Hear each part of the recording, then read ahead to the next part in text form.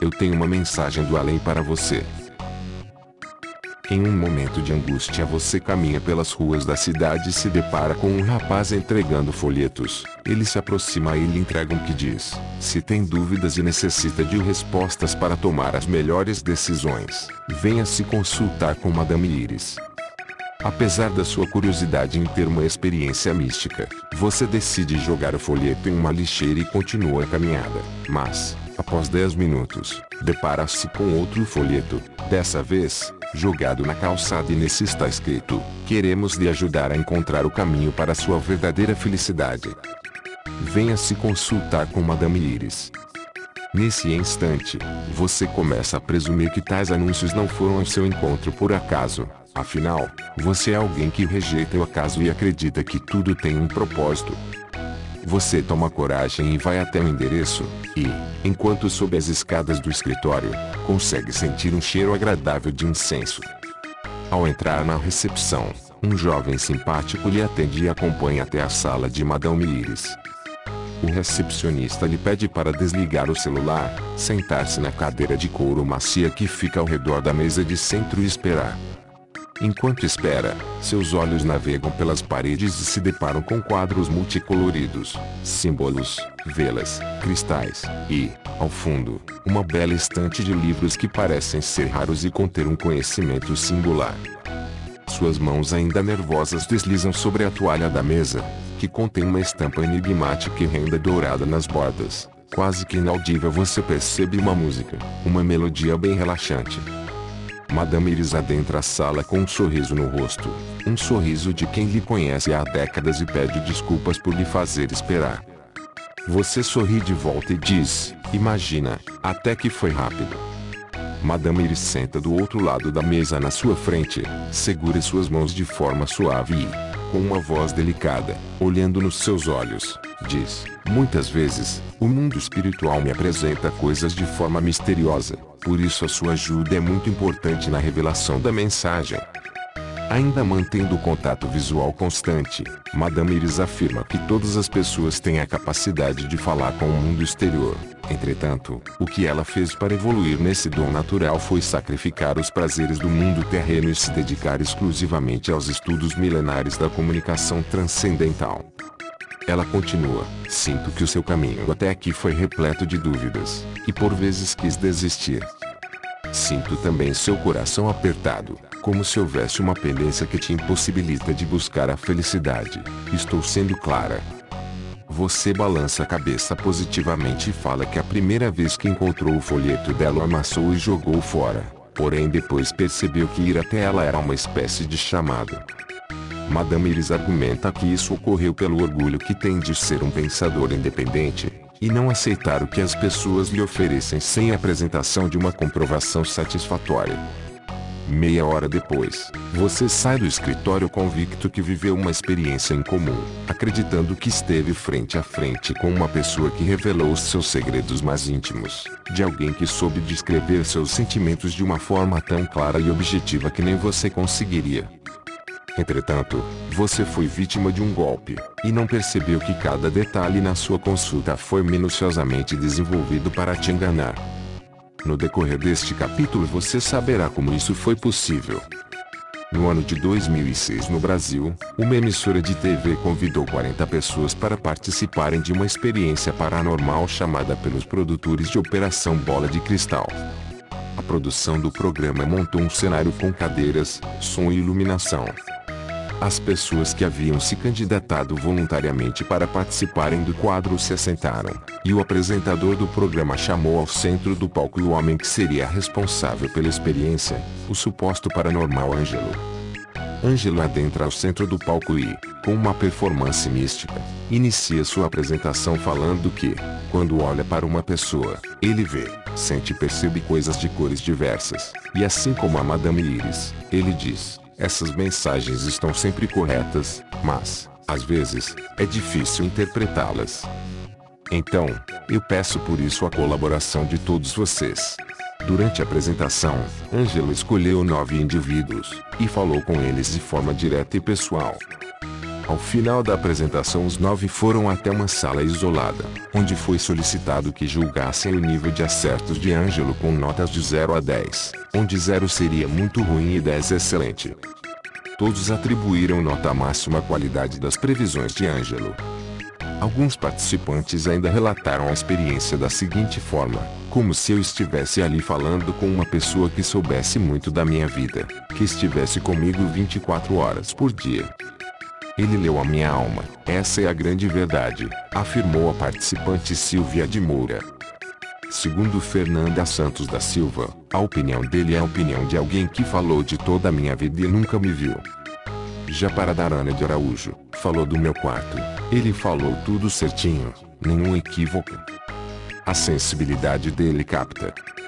Após colher os depoimentos, a emissora revelou ao público que Ângelo, na verdade, era um personagem interpretado pelo ator Oswaldo Mil e treinado e orientado via ponto eletrônico pelo mágico Crominus, Thiago Neves, e pelo psicólogo e parapsicólogo Jaime Huitman.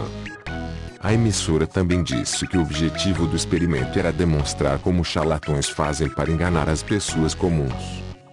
Entretanto, mesmo após a fraude revelada, alguns indivíduos que passaram pela experiência se recusavam a aceitar que tudo se passava de uma mentira.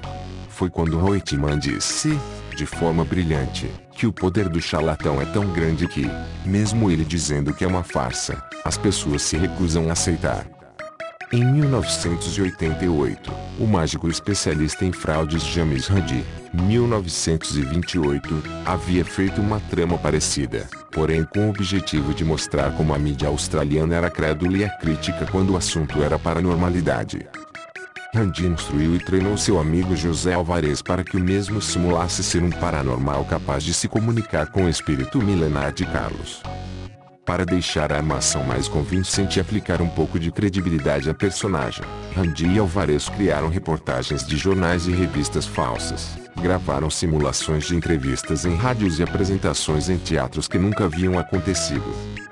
Nas palavras do próprio Randi, o material produzido por eles era bem amador. Todavia, como era de se esperar, a imprensa mordeu a isca e, em pouco tempo, Carlos passou a ser um sucesso na TV australiana, com fãs em toda a região. Ele, José Alvarez, assistiu a vídeos de outras pessoas falando com vozes estranhas, fingindo estar em contato com outros mundos, e aprendeu com perfeição. Finalmente, foi à Austrália, apresentou-se no Opera House de Sydney diante de uma plateia encantada, todos segurando cristais, contas e coisas do tipo, com expressões enfeitiçadas nos rostos, atraídos e cativados por esse homem. A performance dele foi muito convincente, e até melhor que a dos canalizadores verdadeiros. James Randi. Ainda de acordo com Randi, mesmo após a farsa revelada, muitos telespectadores continuavam acreditando na existência de Carlos e em suas mensagens. Não obstante, se não existem paranormais e tudo isso é, de fato, uma farsa, como grande parte da população ainda acredita em videntes e paranormais, porque tudo se parece tão real. Bom, tais adivinhações só são possíveis graças a um fenômeno psicológico apelidado de efeito Barnum, em referência ao grande empresário dos circos e político americano Phineas Taylor Barnum, 1810 a 1891, que, comumente, é lembrado por ser o autor de uma frase que talvez nunca tenha dito, mas que, de certa forma, o define: nasce um otário a cada minuto. Não obstante, o fenômeno também pode ser conhecido por efeito Fourier, dado que foi descrito experimentalmente pelo psicólogo americano Bertrand R. Fourier, 1914 a 2000. Fourier descobriu que, diante de uma generalização, por vezes abstrata, o ouvinte ou leitor tende a atribuir caráter pessoal à descrição, uma espécie de validação subjetiva, aquela sensação de ele ou ela está falando para mim. Em 1948, Fourier convenceu seus 39 alunos que descreveria os traços de personalidade de cada um deles. Solicitou que os mesmos respondessem a um teste de personalidade que posteriormente seria avaliado, interpretado e descrito. Os estudantes responderam e entregaram os testes. Entretanto, Fourier descartou todas as respostas e decidiu enviar a mesma descrição de personalidade para todos os alunos sem que os mesmos soubessem. Solicitou ainda que os alunos, após lerem, atribuíssem notas de 0, muito ruim, a 5, muito boa, para o grau de proximidade de sua personalidade com a descrição feita pelo professor. Todos haviam recebido o seguinte texto: você tem uma necessidade de ser querido e admirado por outros, e mesmo assim você faz críticas a si mesmo. Você possui certas fraquezas de personalidade, mas, no geral, consegue compensá-las. Você tem uma capacidade não utilizada que ainda não a tomou em seu favor. Disciplinado e com autocontrole, você tende a se preocupar e ser inseguro por dentro. Às vezes, tem dúvidas se tomou a decisão certa ou se fez a coisa certa. Você prefere certas mudanças e variedade, e fica insatisfeito com restrições e limitações. Você tem orgulho por ser um pensador independente, e não aceita as opiniões dos outros sem uma comprovação satisfatória. Mas você descobriu que é melhor não ser tão franco ao falar de si para os outros. Você é extrovertido e sociável, mas há momentos em que você é introvertido e reservado. Por fim, algumas de suas aspirações tendem a fugir da realidade. E pasmem, a avaliação média dada pelos estudantes foi de 4,26 acertos. O teste foi repetido várias vezes com acadêmicos de psicologia e o resultado continuava apontando para uma precisão de aproximadamente 85%. Em 1979, o cientista francês Michel Gauquelin, 1928 a 1991, anunciou em um jornal que fazia horóscopo grátis. Os interessados só precisavam enviar data e local de nascimento. O cientista recebeu cerca de 150 cartas com esses dados e, assim como Fourier, o mesmo enviou um horóscopo idêntico para todos os participantes, solicitando apenas que os mesmos enviassem de volta uma avaliação sobre a precisão das afirmações e, pasmem, 95% das respostas foram positivas. Entretanto, o horóscopo enviado havia sido feito para um assassino em série chamado Marcel Petiot.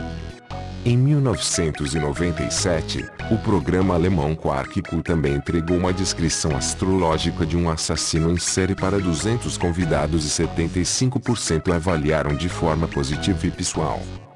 Tais descrições, além de colocar a validação de médiums em xeque, também refutam a validade de práticas como a astrologia, que diz ser capaz de descrever a personalidade, profissão e também a compatibilidade amorosa das pessoas, avaliando apenas o plano astral. Entretanto, quando vamos averiguar tais correlações, elas não existem. Observem, o físico autor do livro Probabilidades na Vida Cotidiana, tradução livre sem publicação em português, John McGervey, 1931, avaliou a biografia de 6.475 políticos e 16.634 cientistas e simplesmente não encontrou nenhuma correlação entre o signo e profissão. O psicólogo e estatístico britânico Dr. Bernard Silverman, em um artigo científico publicado em 1971 na The Journal of Psychology, Interdisciplinary and Applied, avaliou duas amostragens sistemáticas de 1.586 e 1.392 casamentos ocorridos entre 1967 e 1968 e, em seguida, analisou 478 registros de divórcio que ocorreram em Michigan em 1968 e não identificou nenhuma correlação entre incompatibilidade astrológica e divórcio, dado que pessoas supostamente compatíveis se divorciam com a mesma frequência de pessoas incompatíveis. Voltando aos médiums, esses, além de utilizar validação subjetiva, também utilizam outras técnicas para terem acesso a certas informações. Uma delas é a leitura quente. Todavia, essa não é muito utilizada, pois demanda muito tempo e trabalho, dado que leitura quente é a arte de obter informações previamente sem que a vítima desconfie. Dependendo da relevância da vítima, alguns médiuns optam até em contratar um detetive para vasculhar lixo e seguir o sujeito. A própria Madame Iris poderia utilizar o rapaz que entregava os folhetos na rua para observar o comportamento dos seus clientes em potencial, mas existem formas mais fáceis de leitura quente como a utilizada pelo reverendo evangélico Peter Popoff, 1946. Em 1986, Peter Popoff era conhecido e aclamado por muitos fiéis. Seu sucesso era tanto que seus cultos eram transmitidos por rádio e TV. Em suas apresentações, Peter alegava conversar com Deus, e isso lhe permitia chamar pessoas que ele nunca havia visto antes pelo nome e sobrenome, e até dizer o número e o endereço da casa. Peter falava sobre a enfermidade que a pessoa estava vivendo e a declarava curada. Após a revelação, as pessoas se sentiam curadas, homens abandonavam suas muletas e diziam não sentir mais dor. Em alguns casos, os doentes desprezavam os tratamentos convencionais. No entanto, todas essas habilidades sobrenaturais chamaram a atenção dos céticos, em especial do já citado James Randi. Randi solicitou que sua equipe de investigação acompanhasse o reverendo Peter Popoff de perto, e foi assim que um dos seus assistentes percebeu que Popoff utilizava em uma de suas orelhas algo parecido com um ponto de rádio ou um aparelho de surdez. Como eles constataram, seria incrível que um homem que ouve a voz de Deus e cura em nome desse tivesse problema de audição, e assim decidiram investigar mais a fundo. Parte da equipe de Randi se infiltrou no culto de Popoff dizendo que se tratava da produção de um documentário. Eles aproveitaram a oportunidade e instalaram um receptor de rádio com o objetivo de captar as informações que o reverendo recebia em seu suposto ponto. Como era de se esperar, a voz que o sacerdote simulava ouvir não era de Deus, e sim da sua esposa Elizabeth Popoff. Transcrição da gravação na voz de Elizabeth. Olá, PT. Eu amo você. Estou falando com você. Você pode me ouvir? Se você não pode, está com problemas. Estou procurando nomes agora, e assim Elizabeth informava os nomes dos indivíduos que o reverendo deveria chamar. Também noticiava os problemas de saúde e endereço. Segundo Randi, as informações sobre as vítimas eram tiradas dos formulários de pedidos de oração e conversas que ocorriam previamente na recepção da igreja. Em tempos modernos, obter informações das vítimas é ainda mais fácil.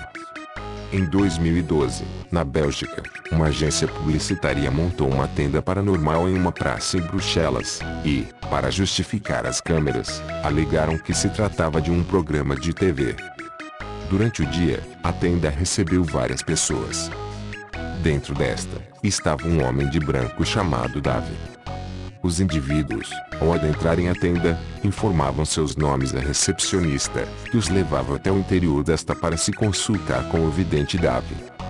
Esse, por sua vez, realizava adivinhações incríveis, revelou o nome e sobrenome de amigos, falou de viagens, animais de estimação, objetos pessoais e até o número da conta bancária do sujeito. As pessoas ficaram admiradas, algumas disseram que ele revelou coisas que poucas pessoas sabiam. Entretanto, ao final de cada consulta, o vidente apresentava seu segredo. Davi abriu uma cortina que está atrás dele e lá estava uma equipe de hackers levantando informações da vítima a partir do nome que a mesma havia cedido na entrada.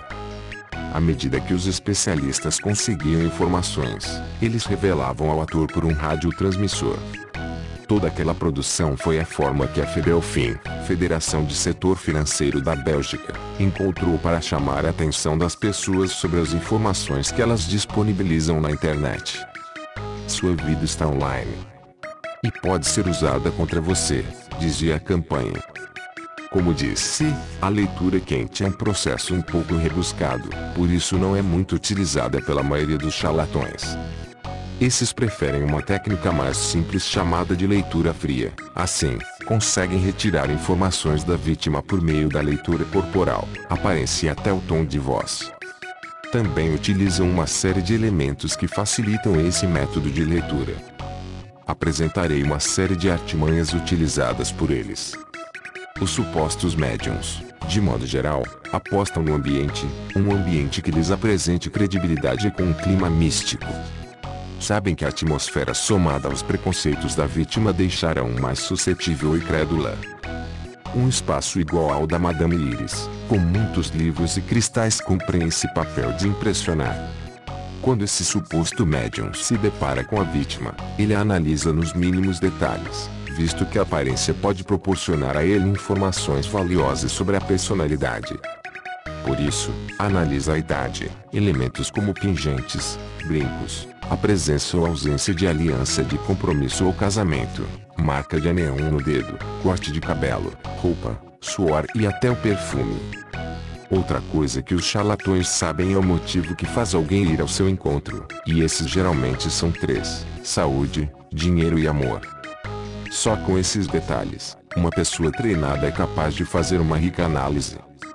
Mas não se engane, em alguns casos eles conseguem fazer isso até de olhos fechados, sem olhar para a vítima, conforme nos revela o mágico William W. Larsen, 1904 a 1953, citado por Dennis Dutton em um artigo de 1988. O médium pode subir ao palco de olhos vendados e solicitar ao seu assistente que leve até ele qualquer pessoa que deseje participar da experiência e, sem que o público perceba, por meio de um código pré-definido, o assistente revela traços da vítima.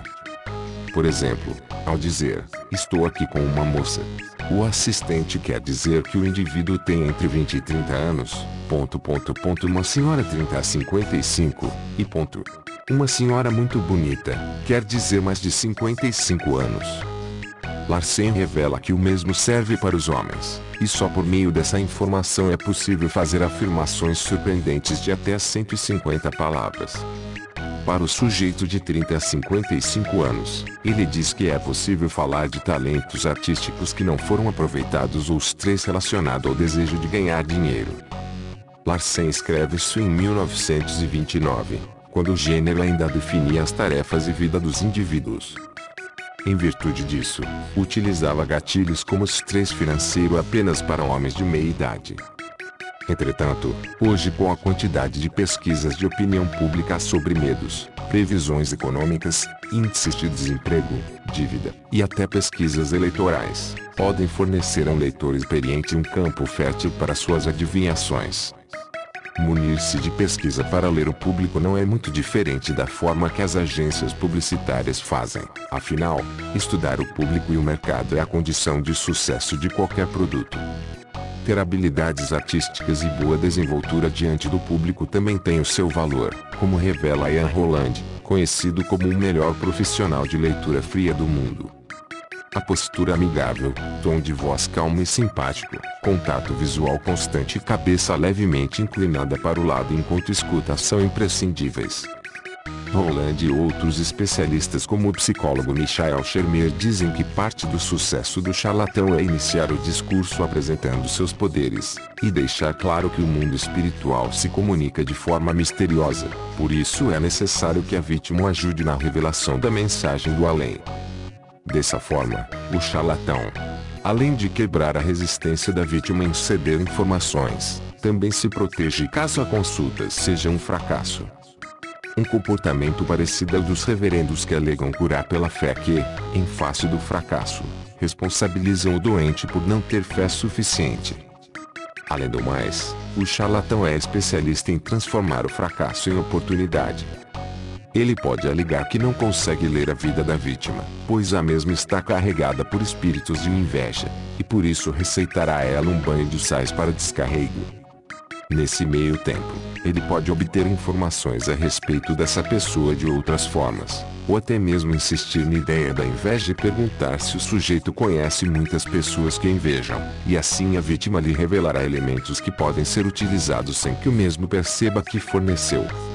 Outras estratégias que esses médiums utilizam com o objetivo de retirar informação das vítimas é fazer perguntas disfarçadas em suas afirmações. Veja o que quer alguém em quem geralmente se pode confiar. Não é um santo, não é perfeito, mas vamos apenas dizer que quando realmente importa é alguém que entende a importância de ser confiável. Isto faz sentido para você? Ou por que é que isto seria importante para você? Estou sendo claro? Depois de tais indagações, o sujeito sempre tentará justificar a predição do médium com um fato vivenciado por ele, que servirá de munição para novas previsões.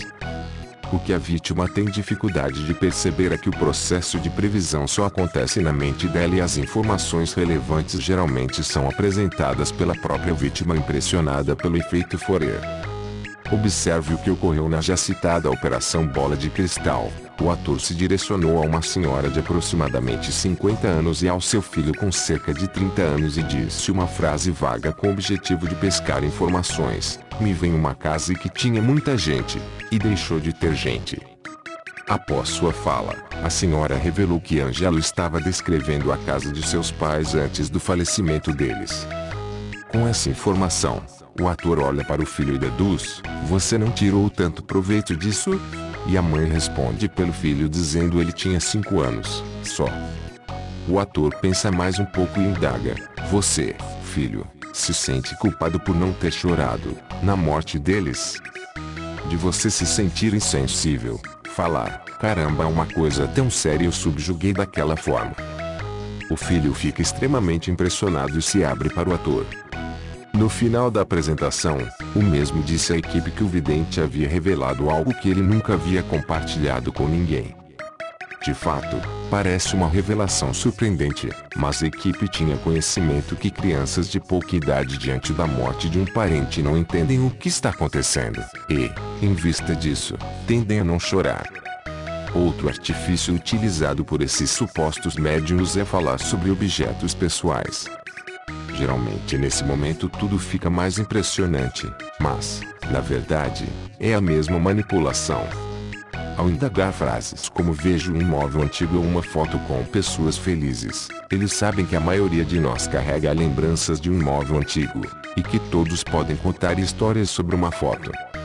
Entretanto, quando as vítimas são perguntadas sobre esses objetos, elas geralmente criam a falsa memória de que o vidente havia descrito o móvel que ficava na sala da avó em detalhes. Esses charlatões têm listas de objetos e acontecimentos que podem se encaixar para todos. Acidente na infância envolvendo água, chaves que você não consegue lembrar o que abrem, uma caixa de fotografias antigas, a maioria não colocada em álbuns, objetos de um familiar falecido.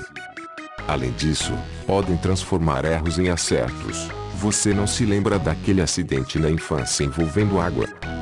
Bom, você era muito jovem e deve ter esquecido, e assim eles podem falar até sobre pessoas. Veja, um nome é Marcos. Isso faz sentido para você? Se for em público e a pessoa que está na sua frente não esboçar reação, o charlatão exclama: acho que essa mensagem não é para você, e assim sai procurando na plateia alguém que tenha alguma ligação com o nome Marcos. Mas se o médium estiver sozinho com o sujeito, ele ainda pode pedir que o cliente guarde esse nome, porque será importante no futuro. Charlatões também sabem da importância de utilizar nossa vaidade contra nós. Por isso capricham nos elogios. Consigo ver que você é muito esforçado, perfeccionista, sonhador, mas tem o pé no chão.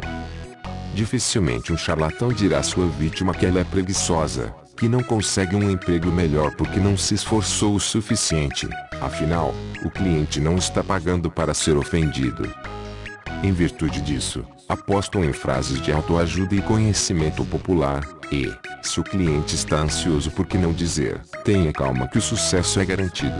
Você pode precisar ser paciente. Nunca esqueça que a mais longa jornada começa com um único passo. Roma não foi construída em um dia. Existe luz no fim do túnel. Como o velho ditado diz, o céu é sempre mais escuro antes do amanhecer. Uma outra estratégia muito utilizada por médiuns é apresentar uma grande quantidade de informação.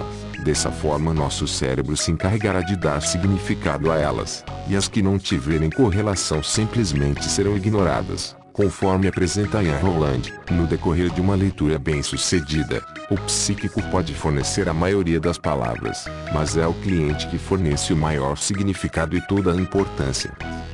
Com poucas horas de leitura, qualquer pessoa consegue se passar por um vidente, e com estudo e treino é possível se aperfeiçoar e ganhar bagagem. O próprio psicólogo Michael Shermer se valeu das dicas apresentadas por Ian Holland, em um curto período de tempo, conseguiu fazer o público acreditar que ele era um vidente chamado Michael Hollywood. Shermer havia sido convidado pela equipe do programa Believe Science para gravar uma série científica chamada Eon. Como ele mesmo disse, sem nenhuma habilidade ou treino em leitura fria, conseguiu deixar o público impressionado. Em seu livro, Shermer conta que abriu todas as análises utilizando a seguinte sugestão: você pode ser uma pessoa bastante atenciosa e estar sempre pronto para ajudar os outros, mas há momentos em que, se for honesto, é possível identificar um traço de egoísmo em si mesmo. Diria que você pode até ser bastante quieto e discreto, mas, em certas circunstâncias, você pode ser a vida de uma festa, se estiver com o humor em alta. Às vezes, você é muito honesto sobre seus sentimentos e revela muito a seu respeito. Você é bom em pensar nas coisas e gosta de ter provas antes de mudar de ideia sobre qualquer assunto. Quando se encontra numa situação nova, costuma agir com cautela até entender o que está acontecendo, e só então começa a agir com confiança. O que fica evidente aqui é que você costuma ser alguém de confiança. Não um santo nem alguém perfeito, mas digamos que, quando o assunto é sério, você entende a importância de ser confiável. Você sabe como ser um bom amigo. Você é capaz de se disciplinar para parecer aos olhos dos outros que está no controle, mas, na verdade, costuma se sentir inseguro de alguma forma. Você gostaria de ser um pouco mais popular e estar mais à vontade com suas relações interpessoais do que neste exato momento. Você entende como o mundo funciona, uma sabedoria conquistada mais através de duras experiências do que de livros. Conforme Roland e Shermer relatam, a sentença "você é sábio nas coisas do mundo", uma sabedoria conquistada mais através de duras experiências do que de livros, é uma frase de ouro. Em outras palavras, toda vítima diz: essa frase resume minha vida. Ao simular conversar com os mortos, Shermer conta que se sentiu mal, pois percebeu que tinha muito poder sobre a vítima, que estava em prantos. Era uma mulher emotivamente frágil de quem facilmente podia ter tirado proveito soltando alguma frase vazia como "seu pai está aqui conosco agora e quer que você saiba que ele a ama". Mas sabia que teria que olhar no espelho na manhã seguinte e simplesmente não podia fazer isso. Shermer conseguiu esse resultado apenas fazendo suposições frágeis que poderiam ser atribuídas a qualquer pessoa. O sujeito ficou tão impressionado que, quando a consulta terminou, relatou à produção do programa que, por mais de 10 anos, buscava médiums para resolver pendências com seu pai, e que a consulta com Michael Olway foi a melhor experiência sobrenatural que teve. Até o momento, não temos nenhum motivo para acreditar na existência de médiums, psíquicos, canalizadores, ou qualquer outra coisa mística. Entretanto, posso dizer que entendo o desejo de se comunicar com pessoas incríveis que passaram por nossas vidas e deixaram saudade. Compreendo também que temas como saúde, dinheiro e amor têm o poder de desestabilizar nossas emoções. Todavia, a realidade do mundo não é reflexo dos nossos desejos e angústias. E, para não sermos enganados por esses sentimentos, precisamos de uma certa dose de ceticismo, mesmo diante de fatos que não conseguimos explicar. Pessoas que têm a esperança ou a crença de se comunicar com os mortos são as que mais precisam de ceticismo. Penso que aqueles que compartilham dessas crenças têm de fato o anseio de conversar com os seus entes e não com charlatões. Por essa razão, devem tomar cuidado. Um exemplo dessa postura que descreve é do mágico escapista Houdini, 1874 a 1926, que segundo o autor Christopher Sanford, aos 11 anos havia participado de uma série de sessões na tentativa de entrar em contato com seu meio-irmão Mortimer e, depois, aos 18 anos, vendeu seu relógio para pagar uma reunião psíquica profissional a fim de falar com seu pai recém-falecido. Houdini teve várias experiências fracassadas com charlatões e, conforme se especializava na arte da mágica, seu ceticismo aumentava. Mas, apesar disso, com a morte de sua mãe, Cecilia Owens, que era considerada a pessoa mais importante em sua vida, e sob influência de um casal de amigos espíritas, Arthur Conan Doyle, 1859 a 1930, e a esposa de Doyle, a suposta médium Jean Le Quay, Houdini decidiu participar de uma nova sessão. Nessa, Jean Lecky começou a psicografar uma carta que supostamente estava sendo ditada pela mãe de Eugenie. A carta contava que ela estava feliz pelo sucesso do filho. Eugenie percebeu que a carta era falsa, dado que ela havia começado a carta o chamando de Eugenie, seu nome artístico. Entretanto, sua mãe sempre o chamava de Eric, seu nome de batismo. Sua esposa também o havia advertido que, na noite anterior, Jean Lecky havia interrogado sobre sua mãe. Eugenie ficou muito decepcionado, porém não esboçou reação, não queria chamar a esposa do amigo de farsante. Contudo, tempos depois, Eugenie passou a declarar guerra contra esses charlatões abutres da dor alheia. Ele passou a utilizar seu conhecimento de mágico e ilusionista para desmascarar o espiritismo. Eugenie criou também um desafio e ofereceu $10.000 para qualquer pessoa que demonstrasse poderes paranormais que ele não conseguisse reproduzir. Para alguns biógrafos, ele, de fato, desejava encontrar alguém capaz de colocá-lo em contato com a mãe e perder a aposta. O mágico serviu de referência a toda uma geração e inspirou James Randi que, posteriormente, ofereceu um prêmio de $1 milhão para qualquer pessoa capaz de demonstrar fenômenos paranormais em condições adequadas de observação. Com base em tudo que li e vi até hoje, posso concluir que existem apenas dois tipos de místicos: aqueles que sabem que são uma fraude e enganam os outros sem nenhuma piedade, e aqueles que se auto-enganaram. Recordo-me que quando tinha 16 anos e havia me convertido ao protestantismo pentecostal, sentia que existia uma comunicação direta entre Deus e os líderes da igreja a qual frequentava.